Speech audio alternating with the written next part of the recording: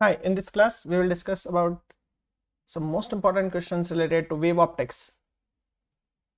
So the first question is, a parallel beam of light of wavelength 800 nanometer is incident normally on a slit of width d.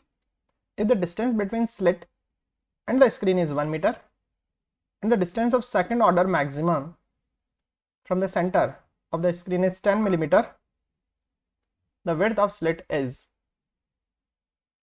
तो question किस तरह से करेंगे, देखिए अपने को दे रखा है कि एक स्लिट है, उसकी विड्थ को डी नाम दे दिया गया, ये अपन को फाइंड आउट करनी है, और ये स्क्रीन पर लाइट जा रही है जिसकी वेवलेंथ अपन को क्वेश्चन में दे रखी है 800 नैनोमीटर।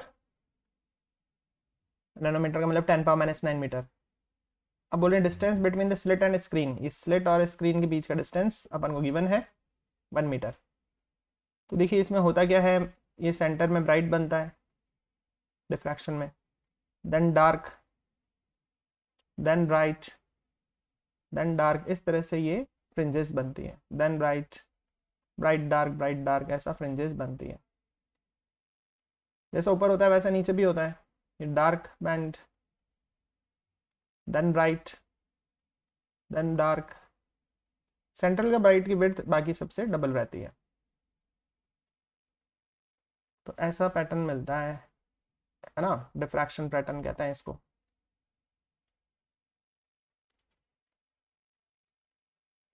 अब इसमें भी ये चीज़ ध्यान रखनी है, जो ये पहला डार्क मिलता है इसकी हाइट होती है 1 लैम्डा d/d।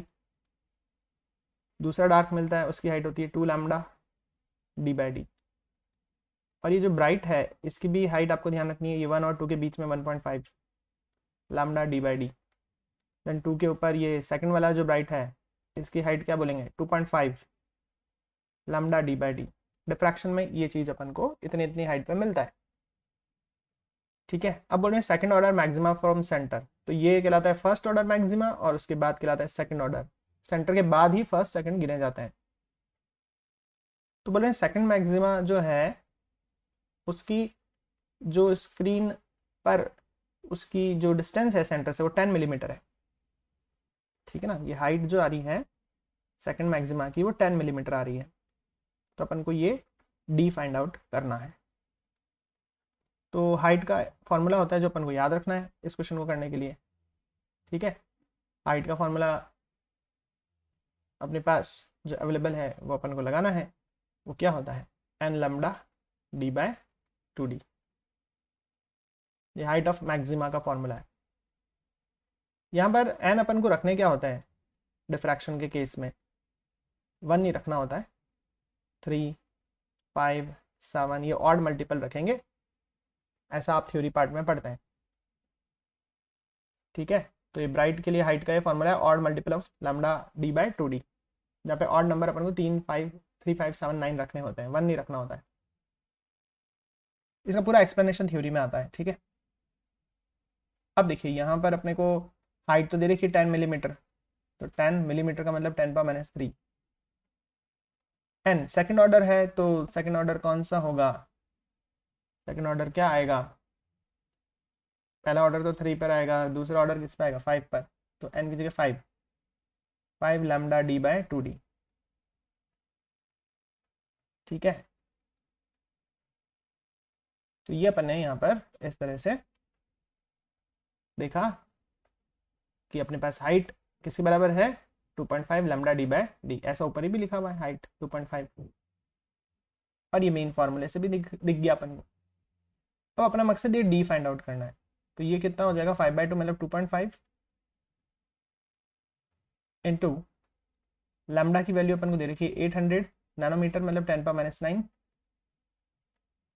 d ये अपन को दे रखा है डिस्टेंस स्क्रीन और स्लिट के बीच में 1 मीटर, वो रख दिया, 2 है ही ऑलरेडी, और ये क्रॉस मल्टीप्लाई हो गया 10 इंटू 10⁻³ नीचे आ जाएगा क्योंकि d को अपन ऊपर ले गए हैं, तो 10 इंटू 10⁻³। तो ये पैटर्न अपने को ध्यान रखना है, इस तरह से क्वेश्चन करने होते हैं। अब इसको सॉल्व करना है अपन को, तो किस तरह से कर सॉल्व करेंगे, 0 से 1 0 कैंसिल हो जाएगा, 2 से 80 काटेंगे तो 40 बार, तो फाइनली अपने पास आया 2.5 इंटू 40 10⁻⁹, और ये 3 ऊपर जाएगा तो प्लस का 3 हो जाएगा 10⁻⁻6। तो इसको सॉल्व करेंगे तो क्या आएगा अपने पास 25 4 जो 100 और 10⁻⁻6 का को अपन माइक्रोमीटर भी लिख सकते हैं, तो आंसर इज 100 माइक्रोमीटर। इस तरह से क्वेश्चन सॉल्व करा जाएगा। तो फॉर्मूला अपने को ध्यान होना चाहिए, ब्राइट फ्रिंज का डिफ्रैक्शन में odd multiple of lambda D by 2d, जहाँ ऑड नंबर क्या रखने हैं 3 5 7 9, यहाँ से स्टार्ट करना है। और नहीं ये फॉर्मूला ध्यान नहीं है तो इस डायग्राम में दिख ही रखा है, हाइट क्या है 2.5 lambda D by D, direct भी लिख सकते हो 2.5 lambda D by D. Next question है when monochromatic light is incident on surface separating two media, reflection and refraction both occurs. Reflection भी हो रहा है कुछ, रिफ्रैक्शन भी हो रहा है, इलेक्ट्रिक फील्ड आ रहे हैं, रिफ्लेक्शन रिफ्रैक्शन दोनों हो रहा है, ठीक है। अब जो रिफ्लेक्टेड है उसकी जो फ्रीक्वेंसी है और रिफ्रैक्टेड है उसकी जो फ्रीक्वेंसी है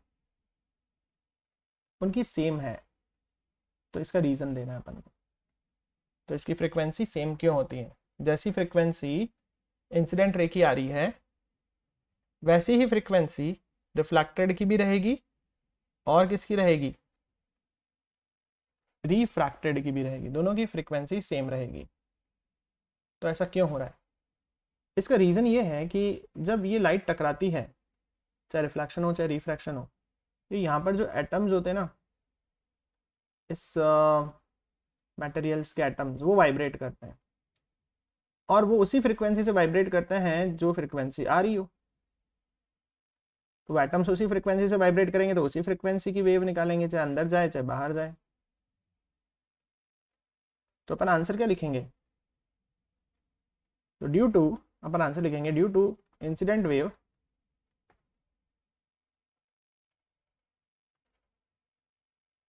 the frequency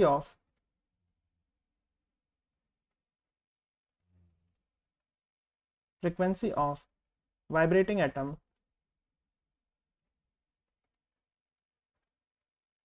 of medium is same as incident wave। तो इंसिडेंट वेव गिरी तो जो फ्रीक्वेंसी होगी वाइब्रेटिंग एटम की वो वाइब्रेट करेंगे, एनर्जी मिलेगी, तो उनकी जो फ्रीक्वेंसी होगी वो सेम होगी इंसिडेंट वेव की जितनी, किसकी, उन एटम्स की जिन पर लाइट गिरी है, वो फ्रीक्वेंसी उनकी फ्रीक्वेंसी सेम रहेगी, उनको एनर्जी मिलेगी तो वो वाइब्रेट करेंगे, उनकी फ्रीक्वेंसी सेम रहेगी वाइब्रेशन की जैसे कि इंसिडेंट लाइट की थी। अब जब वो वाइब्रेट करेंगे तो अपने अंदर से वेव्स निकालेंगे, ठीक है ना। The atoms emit wave of same frequency as they vibrate। तो वही फ्रीक्वेंसी निकाल रहे हैं, भले ही वो अंदर जाए मीडियम के, भले ही वो रिफ्लेक्ट होके जाए। तो इसलिए रिफ्लेक्टेड और रिफ्रैक्टेड की फ्रीक्वेंसी सेम होती है, क्योंकि जो एटम्स वाइब्रेट करते हैं वो उसी फ्रीक्वेंसी से वाइब्रेट करते हैं जिस फ्रीक्वेंसी से लाइट उन पर गिरी है, तो वो उसी फ्रीक्वेंसी की वेव भी इमिट करते हैं, ठीक है। तो इसलिए फ्रीक्वेंसी चेंज नहीं होती। तो वापस एक बार समझ लें, जो इंसिडेंट वेव आई, ये इंसिडेंट वेव, ये टक्कर मारी इस एटम्स को, एटम वाइब्रेट करेंगे, उसी फ्रीक्वेंसी से वाइब्रेट करेंगे जिस फ्रीक्वेंसी से लाइट गिर रही है। अब ये जिस फ्रीक्वेंसी से वाइब्रेट करेंगे वही फ्रीक्वेंसी रिफ्लेक्ट भी करेंगे, वही फ्रीक्वेंसी अंदर भी भेजेंगे। तो इसलिए कहेंगे कि रिफ्लेक्टेड वेव और रिफ्रैक्टेड की सेम फ्रीक्वेंसी है, क्योंकि वो सेम जगह से ही निकल रहे हैं। भाई सेम जगह से एटम से तो निकल रहे हैं दोनों। अब एटम जिस फ्रीक्वेंसी से वाइब्रेट करेगा उसी फ्रीक्वेंसी से लाइट निकालेगा, तो रिफ्लेक्टेड लाइट भी उस एटम से निकल रही है और रिफ्रैक्टेड भी उस एटम से निकल रही है, तो सोर्स सेम है, तो इसलिए फ्रीक्वेंसी सेम है। अब इसका बी पार्ट देखेंगे, when light goes from rare to denser thus there is decrease in speed implies a reduction in energy carried by the wave। तो देखो बी पार्ट में ऐसा बोलेंगे कि एनर्जी का फॉर्मूला एच न्यू होता है, और अभी आपने फर्स्ट पार्ट में देखा कि फ्रीक्वेंसी तो सेम रहती है, तो फ्रीक्वेंसी सेम तो एनर्जी भी सेम, तो एनर्जी पे कोई फर्क नहीं पड़ेगा। तो आंसर लिखेंगे since the frequency is not changed so energy remain constant. इसका C part, in the wave picture of light incident light is intensity of incident light is determined by square of amplitude. ऐसा diffraction interference में ऐसा पढ़ते हैं अपन। अब बोल रहे हैं कि अगर इंटेंसिटी अपन को फोटोन की निकालनी है तो व्हाट डिटरमाइन मतलब कौन सा फॉर्मूला डिटरमाइन करेगा। यहाँ पर तो I is proportional to A square है। अगर फोटोन की इंटेंसिटी डिटरमाइन करनी है तो क्या फॉर्मूला लगाओगे। तो बस सिंपल से बात है, what determine it determined by the formula I equals to energy per unit area per unit time. ठीक है ना। तो ये इसका आंसर होगा। तो फोटोन की जो इंटेंसिटी वो डिटरमाइन किससे होगी, it can be determined by formula energy of photon पर unit area per unit time.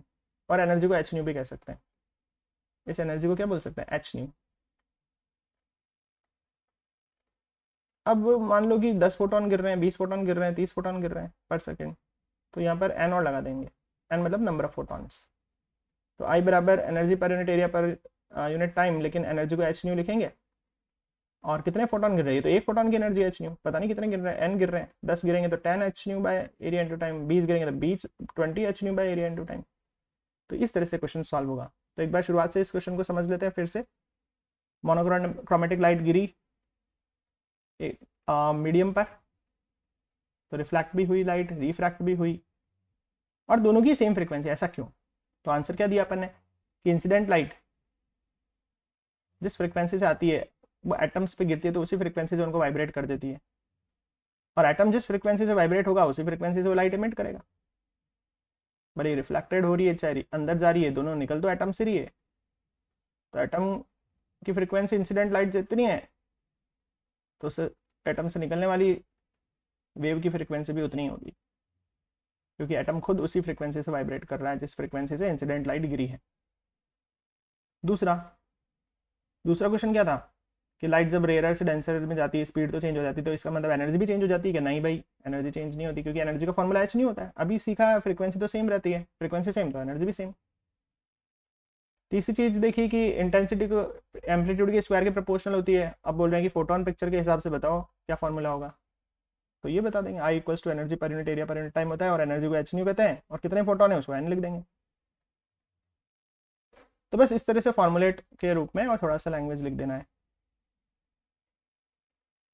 ठीक है। सी पार्ट में तो डायरेक्ट अपन फॉर्मूला लिख देंगे कि intensity is determined by the formula I equals to E upon area per unit time where energy is H nu and N is the number of photons. The next question is, why are coherent sources necessary to produce sustained interference pattern? तो coherent source क्यों चाहिए, क्योंकि because for getting interference pattern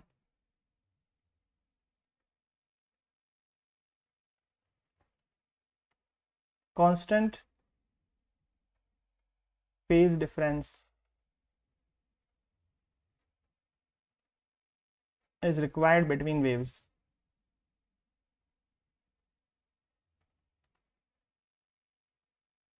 ठीक है। तो constant phase difference किस में होता है, कोहेरेंट सोर्स में होता है। कांस्टेंट फेज डिफरेंस नहीं है, फेज डिफरेंस बार बार चेंज हो रहा है, तो फिर वो इंटरफेरेंस पैटर्न नहीं मिल पाएगा, मतलब वो ब्राइट और डार्क फ्रिंजेस नहीं मिल पाएगी। अब नेक्स्ट क्वेश्चन है, in Young's double slit experiment जो मोनोक्रोमेटिक लाइट है उसकी वेवलेंथ लैम्बडा है, इंटेंसिटी जो होगी है ना, अगर पार्ट डिफरेंस लैम्बडा है तो इंटेंसिटी के है। मतलब क्या बोल रहे हैं, इंटेंसिटी का फॉर्मूला तो पता ही है अपन को, I1 plus I2 plus 2 root I1 I2 cos phi. अगर पार्ट डिफरेंस लैम्बडा होता है तो फेज डिफरेंस कितना होता है, इन्हीं को 2 से मल्टीप्लाई कर देते हैं, 1 की जगह 2 और लैम्बडा की जगह पाई। ठीक है। अगर पार्ट डिफरेंस पता है तो फेज डिफरेंस कैसे बताते हैं, बस इसी को 2 से मल्टीप्लाई कर देते हैं और लैम्बडा की जगह पाई। तो बोल रहे हैं कि लैम्बडा पार्ट डिफरेंस है, तो चलो लैम्डा पार्ट डिफरेंस है तो मतलब फाई कितना हो जाएगा 2 पाई। और मान लेते हैं सबकी इंटेंसिटी सेम है, तो एक की I1 है दूसरे की भी I1 है, क्वेश्चन में दिया हुआ नहीं है तो मान लेते हैं दोनों की सेम है। 2√I1 मतलब 2I1 हो जाएगा। कॉस फाई, फाई कितना है लैम्डा है तो कितना हो जाएगा फाई 2 पाई। कॉस 2 पाई की वैल्यू कितनी होती है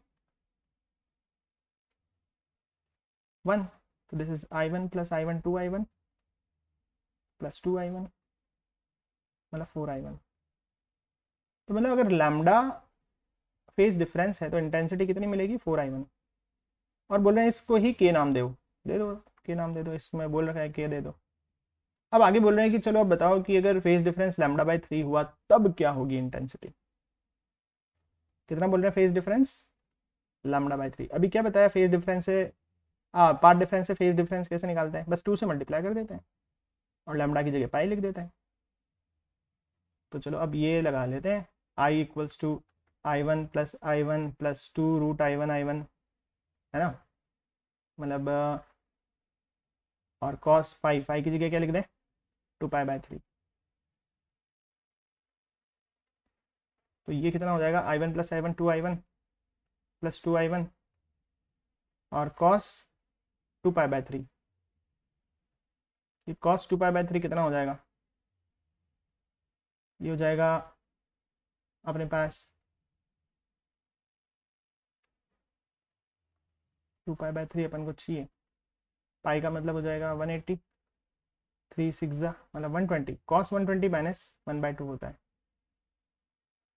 ठीक है, ऐसा अपन कर सकते हैं। अच्छा अब ये 2I1 + 2I1 इसको कॉमन भी ले सकते हैं चाहे तो 2I1 1 प्लस यहाँ से 1 रह जाएगा, यहाँ पर कितना रह जाएगा -1/2, ऐसा लिख सकते हैं। अब क्या करें, अब एक काम कर सकते हैं कि एलसीएम ले लेते हैं। 2 एलसीएम आ जाएगा 2 - 1 1, दिस इज 2I1 2I/2। अब एक काम करेंगे ऊपर नीचे 2 से मल्टीप्लाई डिवाइड कर दो, क्यों कर रहे हैं अभी बताएंगे है ना। ये 2 2 4 हो जाएगा 4I1 बाय नीचे 2 से मल्टीप्लाई डिवाइड कराया तो 4 और 4I1 को के लिख देंगे क्योंकि के टर्म में आंसर देना है। तो फाइनली इंटेंसिटी इज k/4। फिर से समझें एक बार ये बी पार्ट। पहले अपन को बोल रहा था पार्ट डिफरेंस लैम्डा है तो फेज डिफरेंस 2 पाई हो जाएगा। अब फेज डिफरेंस पता है तो इंटेंसिटी का एक फॉर्मूला, बहुत बढ़िया सा formula, I = I1 + I2 + 2√I1 I2 cos phi. cos phi की जगह 2 पाई रख दिया। 2 पाई की वैल्यू कितनी होती है cos 2 पाई की वैल्यू 1, तो ये टोटल हो गया 4I1। तो जब लैम्डा अगर है पार्ट डिफरेंस तो इंटेंसिटी 4I1 और इसको बोल रहे हैं क्वेश्चन में के बोल दो, इसको यहाँ पे बोल रखा था क्वेश्चन में के बोल दो, बोल दिया।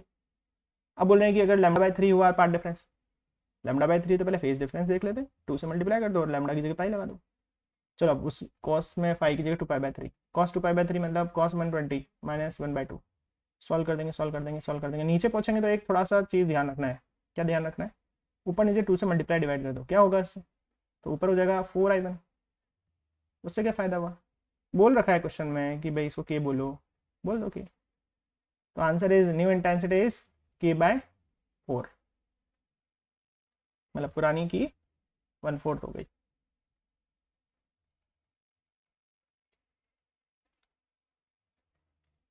नेक्स्ट है describe YDSE young double slit experiment. तो YDSE में आपको क्या बताना होगा, इसमें आपको बताना होगा कि यंग ने क्या करा था, स्लिट ली थी डबल स्लिट, यहाँ एक सिंगल मोनोक्रोमेटिक सोर्स रखा था, उससे जो लाइट प्रोड्यूस हो रही है वो जब इस पर गिरेगी तो ये S1 और S2 नए सोर्स बनेंगे लाइट के, तो ये डबल स्लिट, इसलिए डबल स्लिट बोला। और ये पूरी इस स्क्रीन पर जाके लाइट गिरेगी। फिर यहाँ पर इस डिस्टेंस बिटवीन स्क्रीन और स्लिट को D नाम दे दिया, S1 और S2 के बीच के डिस्टेंस को स्मॉल d नाम दे देंगे और स्क्रीन पर पैटर्न मिलेगा ब्राइट डार्क। मान लेते हैं कि S1 सोर्स से लाइट जा रही है और इस स्क्रीन पर गिर रही है, S2 से भी लाइट जा रही है और इस स्क्रीन पर गिर रही है। और ये मान लेते हैं कि ये P पॉइंट, ये जो पॉइंट है पी पॉइंट, ये एक ब्राइट पॉइंट है, ठीक है। और यहाँ से अपन एक काम और करेंगे, एक लाइन इस तरह से जोड़ देंगे, और पाथ डिफरेंस अगर पता करना है तो इस तरह से अपने ये ज्वाइन करा और यहाँ पर कुछ नाम दे दिया आर। तो ये जो एक्स्ट्रा चीज़ है ये इतना सा, ये है पाथ डिफरेंस S1P और S2P के बीच में। तो पाथ डिफरेंस कितना है, पाथ डिफरेंस हो जाएगा S2P माइनस S1P, जो कि S2R के बराबर है। ये एंगल थीटा है, तो ये एंगल भी थीटा ही होगा, ठीक है। थीटा के सामने परपेंडिकुलर होता है, तो S2R को अपन और क्या लिख सकते हैं, हाइपोटेनस साइन थीटा। अभी एंगल्स बहुत छोटे हैं तो यहाँ पर डी थीटा लिख सकते हैं। इस हाइट को h नाम दे दिया, ये थीटा है, तो थीटा को अपन और क्या बोल सकते हैं, परपेंडिकुलर अपॉन बेस, तो डेल्टा x हो गया d by D into perpendicular h by D. तो ये सबसे पहली चीज़ अपन को पता चली कि पाथ डिफरेंस कितना होगा S2P और S1P में। तो answer is h d by D, ठीक है। अब इसमें अपन को सबसे पहले कंस्ट्रक्टिव का बताना है बात। कंस्ट्रक्टिव है, अगर P पॉइंट एक ब्राइट पॉइंट है तो कंस्ट्रक्टिव सुपरपोजिशन हो रहा है, और कंस्ट्रक्टिव के लिए पाथ डिफरेंस कितना होता है, n lambda, n is 0 1 2 integers. लेकिन अभी देखा कि S1P और S2P के बीच का पाथ डिफरेंस है h d बाई डी, तो यहाँ से अपन को पता चल जाएगा कि भाई h d by D n lambda के बराबर होता है। तो हाइट अपन को मिल जाएगी n lambda d by D. अगर अपन को फर्स्ट हाइट चाहिए ब्राइट की तो 0 रख देंगे, मतलब सेंटर से 0 डिस्टेंस पर ही ब्राइट है। दूसरा वाला ब्राइट की हाइट चाहिए तो 1 लैम्डा डी बाई डी रख देंगे। तीसरा वाला ब्राइट की हाइट चाहिए तो 2 लैम्डा डी बाई डी रख देंगे। इस तरह से ये अपन को हाइट मिल जाएगी, कितनी कितनी दूरी पर ब्राइट स्पॉट्स दिखेंगे। इसके बाद अगर दो ब्राइट को की हाइट को अपन माइनस कर दें, एक ब्राइट ये रहा, मान लो एक ब्राइट और ऊपर है, दो ब्राइट के बीच में क्या होता है, डार्क। एक ब्राइट की हाइट ये रही, दूसरी ब्राइट की हाइट ये रही, दो ब्राइट की हाइट को माइनस करेंगे तो बीच का ये विड्थ मिल जाएगा। इसे क्या बोलते हैं, विड्थ ऑफ डार्क। तो विड्थ ऑफ डार्क कैसे निकालते हैं, दो ब्राइट की हाइट को माइनस कर देते हैं, ठीक है। तो हाइट 2 माइनस हाइट 1 ऐसा भी लिख सकते हैं। हाइट 2 को अपन लिख सकते हैं 1 lambda D by D, height 1 को लिख सकते हैं 0, तो लैम्डा डी बाई डी। चाहे तो आप 3 में से 2 माइनस कर लो तो भी यही आंसर आएगा। तो विड्थ ऑफ डार्क कितनी आ रही है, सबकी सेम ही आएगी, लैम्डा डी बाई डी। तो ऐसे YDSE में ऐसा करके बताना है अपन को पूरा एक्सप्रेशन कि YDSE में क्या करा, यंग ने एक डबल स्लिट ली, एक सिंगल मोनोक्रोमेटिक सोर्स रखा, तो डबल स्लिट से दो सोर्स हो गए लाइट के, उनसे लाइट को स्क्रीन पर फॉल होने दिया, तो ऑल्टरनेट ब्राइट और डार्क का पैटर्न मिला जैसे कि डायग्राम में दिया हुआ है, ठीक है। फिर अपन को बताना है कि let P point is a bright point, तो पाथ डिफरेंस कितना होगा, h d बाई डी। फिर बताना है कि वो ब्राइट पॉइंट है तो पाथ डिफरेंस n लैम्डा होना चाहिए। तो उससे पता चला कि ब्राइट की हाइट कितनी आएगी, n lambda D by D. पहले ब्राइट की हाइट तो 0 पर ही आ जाएगी, दूसरे की 1 लैम्डा डी बाई डी, दूसरा next 2 lambda D by D, next 3 lambda D by D, ठीक है। विड्थ ऑफ डार्क, दो ब्राइट के बीच में डार्क फंसा होता है, तो दो ब्राइट की अगर हाइट माइनस कर दें तो बीच का डार्क की हाइट विड्थ मिल जाएगी, ठीक है।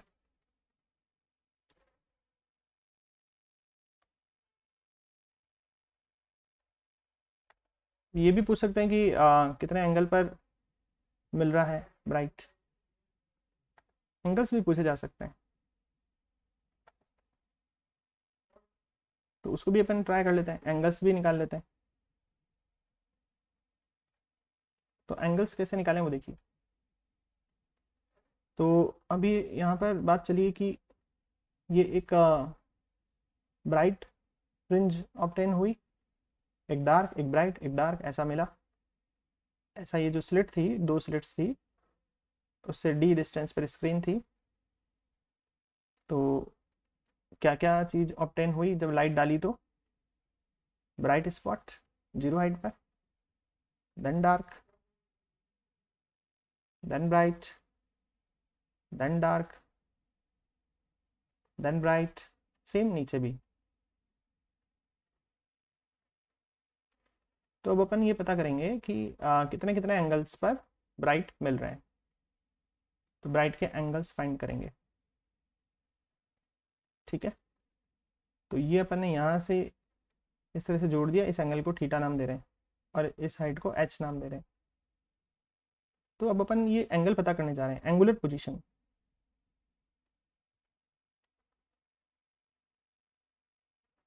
कैसे पता करेंगे एंगुलर पोजीशन? तो एंगल का फॉर्मूला क्या होता है? Theta equals to perpendicular upon base. और हाइट अपने पास अभी आई है, हाइट कितनी आई थी? N lambda D by D. तो हाइट रख देंगे N lambda D by D. Height की जगह रखा है, डी से डी कट गया, तो ये पता चला कि एंगुलर पोजीशन है एन लैम्डा बाई डी। तो पहला जो ब्राइट है सेंटर के बाद, या सेंटर का ले लेते हैं, चलो एन 0 रख दो, तो पहला का एंगल 0, 0 एंगल पर ही पहला ब्राइट दिख रहा है। दूसरा 1 lambda by D, next 2 lambda by D, N integer है, तो ये एंगुलर पोजीशन मिल गई, ठीक है। इसके बाद अपन को बताना होगा एंगुलर विड्थ। तो पहली चीज़ अपन ने हाइट पता कर लिया, दूसरा एंगल पता कर लिया, तीसरा एंगुलर विड्थ ऑफ डार्क। ये कैसे पता करेंगे? तो एक बार फिर से डायग्राम अगर अपन देखें, तो ये सेंटर यहाँ पे ब्राइट मिल रहा था, ये डार्क मिल रहा था, ये अगेन ब्राइट, ये अगेन डार्क, ये अगेन ब्राइट, है ना। इस ब्राइट को थीटा 1 दे देते नाम, और उस दूसरे के एंगल को थीटा 2। पहले ब्राइट के एंगल को थीटा 1 नाम दे देंगे और दूसरे ब्राइट के एंगल को थीटा 2 नाम दे देंगे। इन दोनों को माइनस करेंगे तो बीच में क्या मिल जाएगा अपन को? डार्क का एंगल। ये डार्क कितने एंगल पर मिल रहा है? तो एंगुलर विड्थ अगर अपन को निकालनी है डार्क की, तो अपन क्या करेंगे? 2 ब्राइट के एंगल्स को माइनस कर देंगे। ब्राइट कितने कितने एंगल पर मिल रहे थे उनको माइनस कर देंगे। जैसे 1 लैम्डा बाई डी में से माइनस कर दो 0, तो answer is lambda by D. चाहे तो इन दोनों को माइनस कर दो, तो कहने का मतलब सबकी एंगुलर विड्थ सेम आ रही है, लैम्डा बाई डी, ठीक है। तो YDAC में सब चीज़ें अपन को ध्यान रखनी है, फॉर्मूलेज बहुत काम के हैं।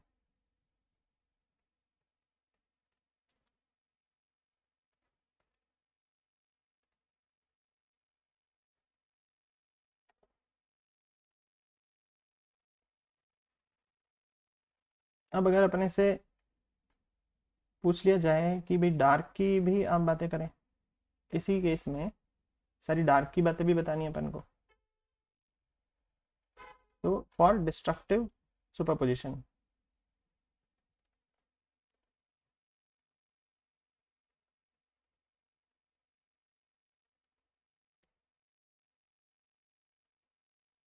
तो ये डायग्राम अपना था, डबल स्लिट बनाए, डिस्टेंस d, ये स्क्रीन, यहाँ पर bright, then dark, then bright, then dark, ऐसा पैटर्न अपन को मिलता है, देन ब्राइट। तो डार्क किस लिए मिलता होगा? डिस्ट्रक्टिव सुपरपोजिशन के। तो डिस्ट्रक्टिव के लिए एक चीज़ है, पार्ट डिफरेंस तो पहले अपन ने निकाल ही लिया था, h d बाई डी, है ना। मान लेते हैं कि ये P पॉइंट, यहाँ पर ये P पॉइंट है, ये डार्क पॉइंट है। तो डार्क होने के लिए पार्ट डिफरेंस कितना होना चाहिए? Odd multiple of lambda by 2। Odd number क्या लेना है अपन को? 1 3 5 7। इंटरफेरेंस में ये ऑड नंबर लेने हैं, 1 3 5 7। तो कहने का मतलब एच डी बाय डी किसके बराबर हो गया, एन लैम्डा बाय 2, या हाइट पता चल गई अपन को, N lambda D by 2 D. बोले कि आप बताइए कि पहला वाला डार्क कितनी हाइट पर मिल रहा है, तो एन की जगह 1 ऑड नंबर लेना है। ये पहला वाला डार्क मतलब 0.5 लैम्डा डी बाई डी लिख सकते हैं। दूसरा वाला डार्क 3 मतलब 3/2 मतलब 1.5, ये हो गया 0.5 लैम्डा डी बाई डी। तो ये हो गया अपने पास कितना, 1.5 लैम्डा डी बाई डी। ये डार्क की अपने हाइट निकल गई है ना। ऐसे तीसरा चौथा पांचवा निकाल लेंगे। अच्छा, दो डार्क की हाइट को माइनस कर दें तो ये विड्थ ऑफ ब्राइट मिल जाएगा।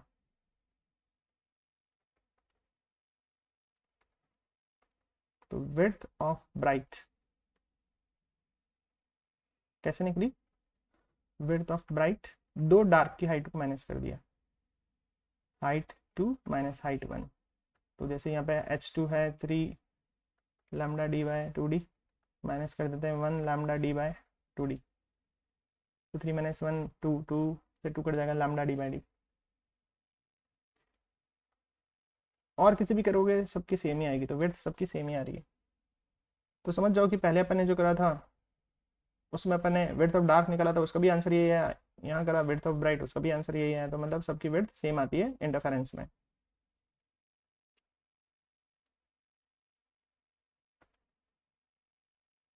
अब वही एंगुलर पोजीशन पता करेंगे जैसे पहला पता करा था, कितने कितने एंगल पर डार्क मिलेगा।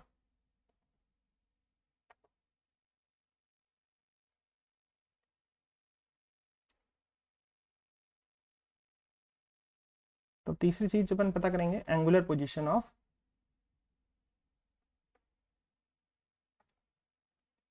डार्क। डार्क कितने एंगल पे मिल रहा है, तो वही डायग्राम वापस बना देते हैं।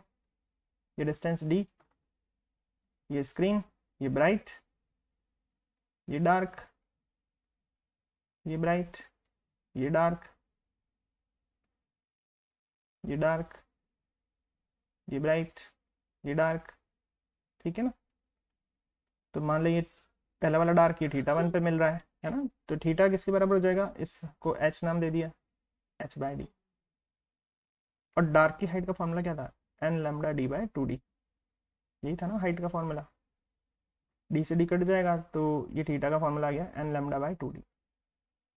बोले पहले वाले डार्क कितना एंगल पे मिल रहा है, तो ये और नंबर रखना है 1 लैम्डा बाई 2d। बोले दूसरा डार्क कितने एंगल पे मिल रहा है, 3 लैम्डा बाई 2d। ये एंगल्स हो गए। बोले तीसरा डार्क कितने एंगल पे मिल रहा है, 5 लैम्डा बाई 2d। ठीक है। अच्छा, दो डार्क के एंगल से θ1 और मान लो ये θ2, इसमें क्या फंसा पड़ा है बीच में, ब्राइट। तो इसको अपन एंगुलर विड्थ ऑफ ब्राइट निकालनी है तो दो डार्क के एंगल को माइनस कर देंगे। एंगुलर विड्थ ऑफ ब्राइट, तो एंगुलर विड्थ ऑफ ब्राइट कैसे निकालेंगे, दो डार्क के एंगल को माइनस कर देंगे। तो बीच में फंसा पड़ा है ब्राइट। तो जैसे मैं 3 लैम्डा बाय 2d में से माइनस कर देता हूँ 1 लैम्डा बाय 2d। चाहे इन दो को करके देख लो, आंसर सेम ही आ रहा है। तो इस तरह से ये सारे पैरामीटर कंप्लीट हो गए। तो ये YDAC में ये सारे पैरामीटर्स अपन को बताने होते हैं। ठीक है।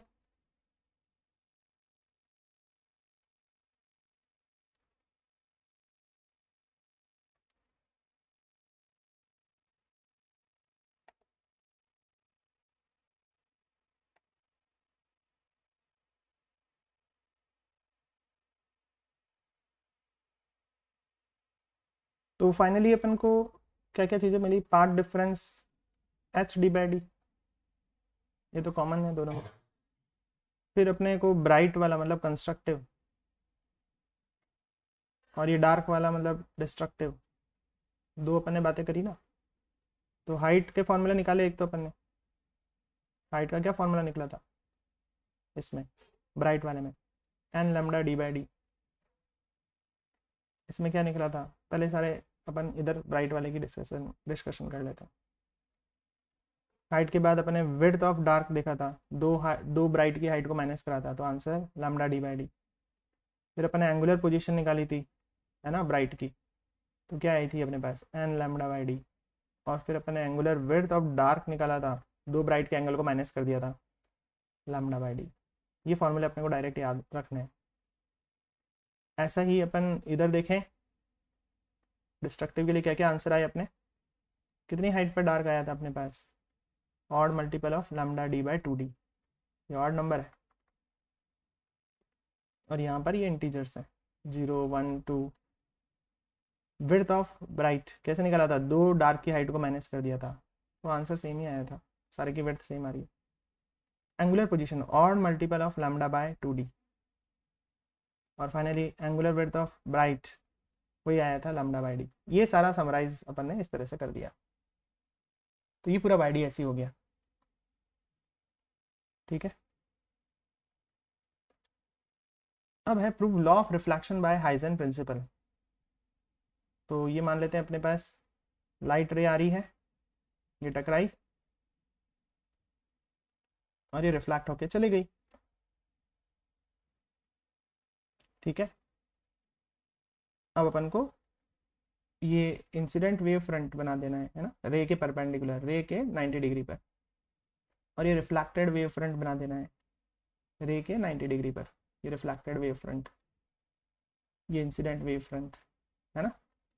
ये जो एंगल बना रहा है इसको एंगल आई नाम दे देंगे, ये रिफ्लेक्टेड जो एंगल बना रहा है इसको नाम दे देंगे एंगल आर, इसको आई, ठीक है। ऐसा एक डायग्राम बना देंगे सबसे पहले। अब इस पॉइंट को नाम दे देते हैं ए, इसको नाम दे देते हैं बी, इसको नाम दे देंगे सी, इसको नाम दे देंगे डी। अपने को एंगल आई और एंगल आर बराबर है ये प्रूव करना है। तो देखो दो ट्राइंगल बन रहे हैं, इन triangle A B C and A D C, ये दोनों को कॉन्ग्रुएंट प्रूव कर दो, बस काम हो जाएगा। ये जो लाइट आ रही है इसकी वेलोसिटी वी मान लेना, ठीक है। बी से लेकर सी तक जाने में जो टाइम लग रहा है इलेक्ट्रिक फील्ड को, उसको टी नाम दे देना। उतनी देर में ए का इलेक्ट्रिक फील्ड डी तक भी पहुंच गया है, तो बी से लेकर सी तक जब इलेक्ट्रिक फील्ड टी टाइम में पहुंचा तो उतनी देर में ए का इलेक्ट्रिक फील्ड डी में भी उतनी देर में पहुंच गया है, ठीक है। तो अब कैसे प्रूव करें कॉन्ग्रुएंट, ए सी दोनों में आ रहा है, दोनों ट्राइंगल में। ये जो एंगल बी दिख रहा है और ये एंगल डी दिख रहा है, ये दोनों ही 90 डिग्री, क्योंकि वेव फ्रंट होता है ना वो रे से 90 डिग्री एंगल बनाता है, ये 90 डिग्री। तीसरा बात, बी से लेकर सी तक का जो डिस्टेंस है वो ए से डी तक के डिस्टेंस के बराबर होगा। डिस्टेंस होता है वेलोसिटी इनटू टाइम, एयर में आ रहे हैं इलेक्ट्रिक फील्ड, वेलोसिटी सेम रहेगी, और टाइम ये अपन ने बोला जितनी देर में बी से सी तक पहुंच गया उतनी देर में ए का डी तक पहुंच गया, तो टाइम भी सेम ही है। तो तीन चीज़ें बराबर हो गई, तो इसका मतलब triangle A B C congruent हो गया ट्राइंगल ए डी सी के, और दो ट्राइंगल कॉन्ग्रुएंट है तो ये एंगल भी बराबर हो जाएंगे। इस तरह से ये लॉ ऑफ रिफ्लेक्शन प्रूव हो गया। अब लॉ ऑफ रिफ्रैक्शन प्रूव करेंगे। तो लॉ ऑफ रिफ्रैक्शन के लिए अपन दो मीडियम लेंगे, ये फर्स्ट मीडियम ये सेकंड मीडियम, मान लेते हैं डेंसर है, ये आएगी लाइट रे, ये लाइट रे लिया है अपन, ठीक है, और ये लाइट रे इस तरह से मुड़ गई, मुड़ के चले गई। तो अपन सबसे पहले इंसिडेंट वेव फ्रंट बनाएंगे, रे के 90 डिग्री पे ये वेव फ्रंट हो गए, रे पे 90 डिग्री पे वेव फ्रंट, और ये रिफ्लेक्टेड वेव फ्रंट बनाएंगे जो अंदर जा रही है उससे 90 डिग्री पे, ये रिफ्लेक्टेड वेव फ्रंट हो गए। ये जो एंगल बन रहा है इसको एंगल आई नाम देंगे, और ये रिफ्लेक्टेड जो एंगल बनाएगा सरफेस के साथ उसे आर नाम दे देंगे। पॉइंट्स मार्क कर देंगे कुछ, इसको नाम दे देंगे ए पॉइंट, इसको नाम दे देंगे बी पॉइंट, इसको मार्क दे देंगे सी पॉइंट, इसको मार्क दे देंगे डी पॉइंट। ये हवा में लाइट आ रही है, मान लो एयर में वेलोसिटी v1 है, और ये अंदर मान लो डेंसर मीडियम में जा रही है, इसकी वेलोसिटी v2 है। जितनी देर में बी से सी तक इलेक्ट्रिक फील्ड पहुंचा उतनी ही देर में इलेक्ट्रिक फील्ड ए से डी में भी पहुंच गया, ठीक है। और कॉमन सरफेस बना दी, उसे वेव फ्रंट बोलेंगे, तो C D is a wave front.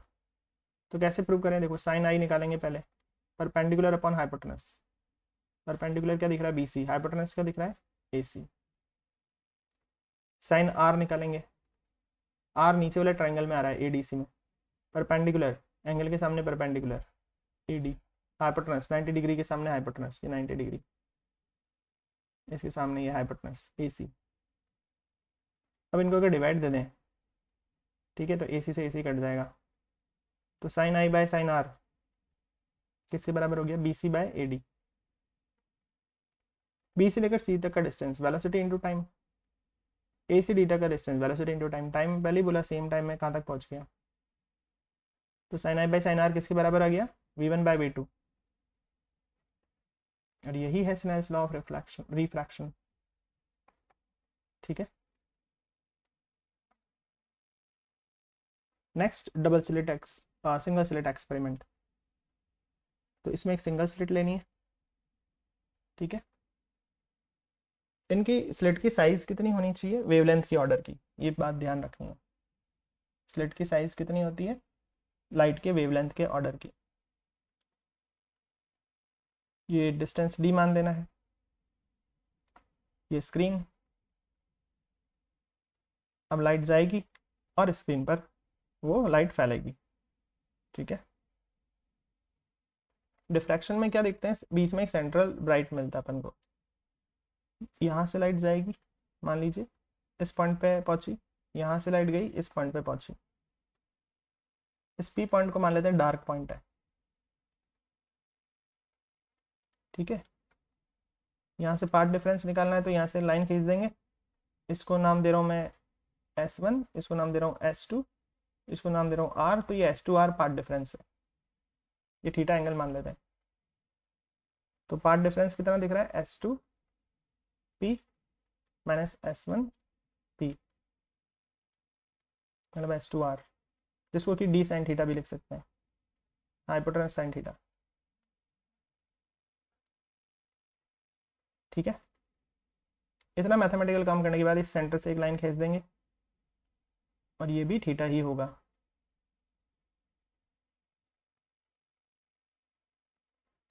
इस हाइट को नाम h दे देंगे, तो डेल्टा x किसके बराबर हो जाएगा, D साइन थीटा, थीटा की जगह अपन क्या लिखते हैं, परपेंडिकुलर अपॉन बेस, तो ये इंटरफेरेंस जैसा ही आ गया, ठीक है। अब फर्स्ट पॉइंट देखते हैं, destructive, P point dark point मान रहे हैं डिस्ट्रक्टिव, तो यहाँ पर h d/d, और आप यहाँ पर जो डिस्ट्रक्टिव होगा उसके लिए पार्ट डिफरेंस कितना होना चाहिए, पार्ट डिफरेंस होना चाहिए n लैम्डा। तो डिफ्रैक्शन में डिस्ट्रक्शन होने के लिए फर्स्ट और लास्ट के बीच में पार्ट डिफरेंस n लैम्डा होना चाहिए, यहाँ पर n की वैल्यू 1 2 3 ये रखनी है। तो यहाँ से अपन को पता चल जाएगा h d/d equals to n lambda, तो h कितना हो जाएगा, n लैम्डा d/d।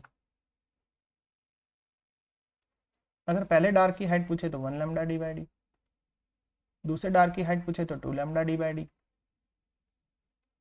और कभी पूछ ले कि भाई बताओ विड्थ ऑफ ब्राइट बताओ, मान लो ये एक डार्क आ रहा है, ये अगेन एक डार्क आ रहा है, तो बीच में क्या है, ब्राइट है, तो विड्थ ऑफ ब्राइट पूछ लें तो दो डार्क की हाइट को माइनस कर दो, मतलब 2 लैम्डा d/d में से 1 लैम्डा d/d माइनस कर दो, तो लैम्डा d/d, ये तो वैसे ही आ गया जैसे इंटरफेरेंस में आया था, ठीक है। अच्छा कभी ये भी पूछ ले सेंट्रल ब्राइट की विड्थ क्या है, तो इसमें एक खास बात है, सेंट्रल ब्राइट की विड्थ कैसे निकालें वो देखिएगा।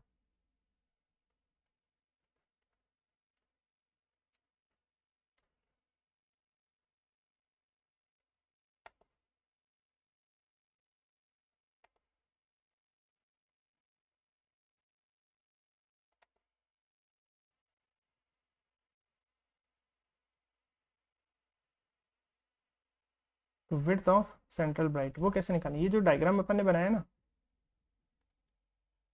इसमें जैसे यहाँ से लाइट यहाँ जा रही है, यहाँ डार्क बैंड आया, तो ऐसे नीचे भी जा रही होगी, तो यहाँ भी डार्क बैंड आएगा, ये पहला डार्क है, फर्स्ट डार्क, ये नीचे से फर्स्ट डार्क, तो इन दोनों की हाइट को अगर जोड़ दें तो अपन को सेंट्रल ब्राइट की हाइट मिल जाए, विड्थ मिल जाएगी।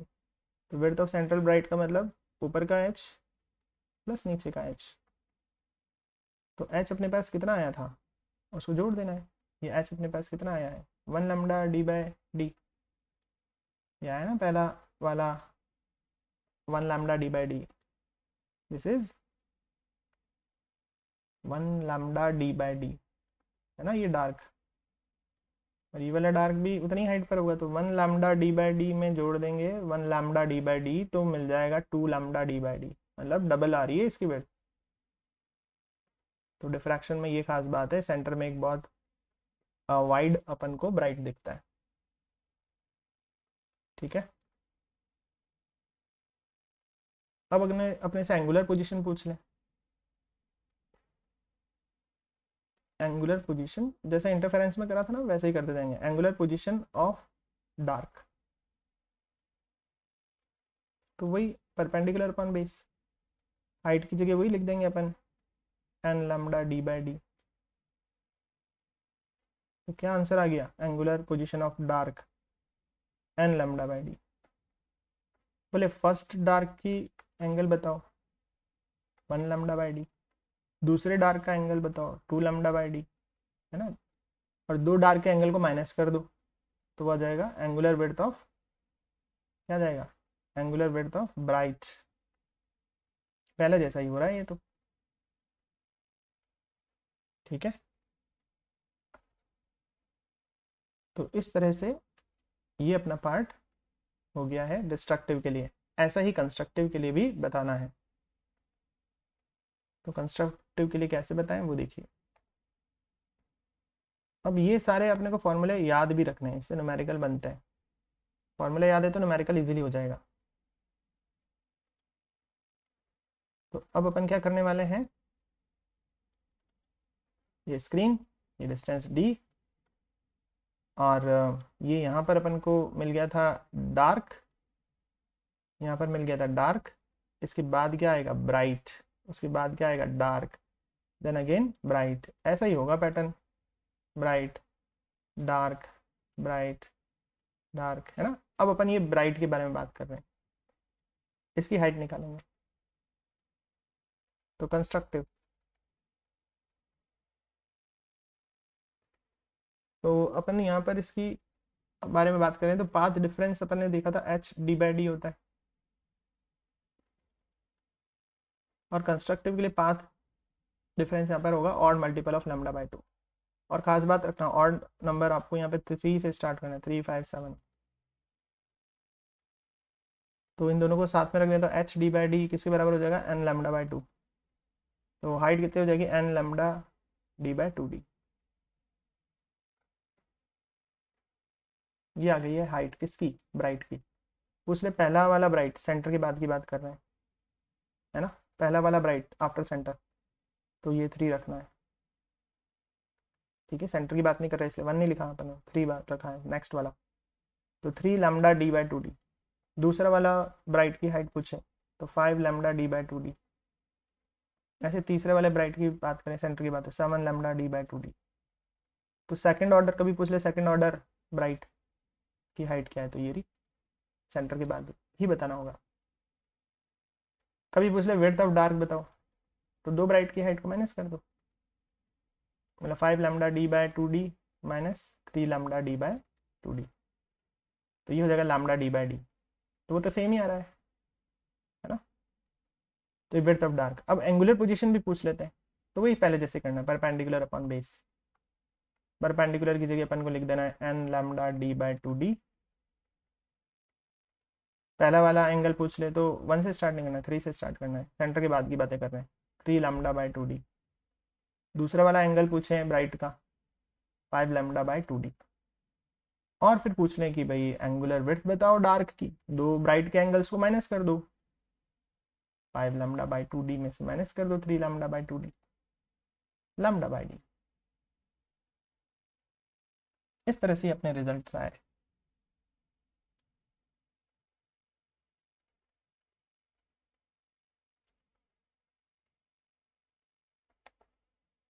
तो इसको आप एक बार डायग्राम बना के बहुत अच्छे से धीरे धीरे हाथ से खुद करके देखिएगा, तब कॉन्फिडेंस आएगा आपको, लेकिन है बहुत इंपॉर्टेंट।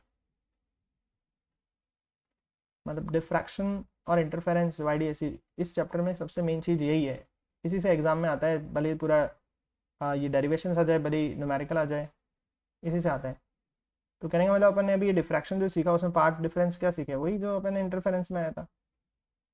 कितना आया था, एच डी बाई डी।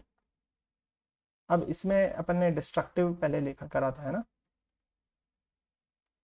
और फिर वो कंस्ट्रक्टिव की बातें करी थी।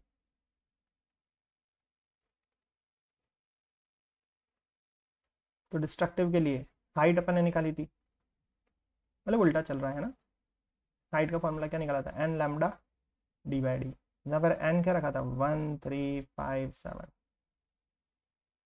फिर अपन ने width of dark width of bright निकाला। ये डार्क की बातें चल रही है ना, डिस्ट्रक्टिव।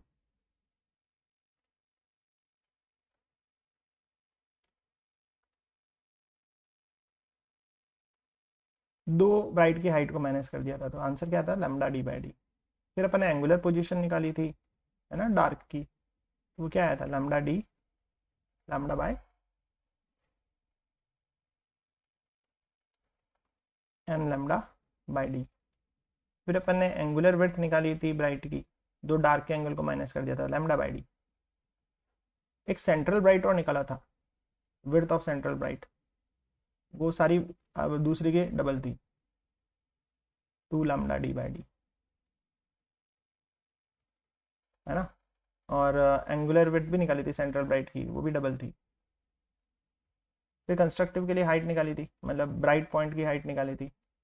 यहाँ पर अपन ने इस बार लिखा था ऑड मल्टीपल ऑफ, लिखा था, है ना, lambda D by 2d। Odd number को भी किससे स्टार्ट करा था, 3 से, 5 से, 7 से। फिर विड्थ ऑफ डार्क निकाला था, ठीक है, दो ब्राइट की हाइट को माइनस कर देते विड्थ ऑफ डार्क, तो आंसर तो वही आया था। फिर अपन एंगुलर पोजीशन निकाली थी, odd multiple of lambda D by 2d, N लेकिन यहाँ पर 3, 5, 7 रखना। फिर अपन ने एंगुलर विड्थ ऑफ डार्क निकाला था, दो ब्राइट के एंगल को माइनस कर दिया था, तो आंसर तो लैम्डा बाई डी आया था। तो ये रिजल्ट्स बहुत इंपॉर्टेंट है, इन्हीं से न्यूमेरिकल होंगे, ठीक है ना।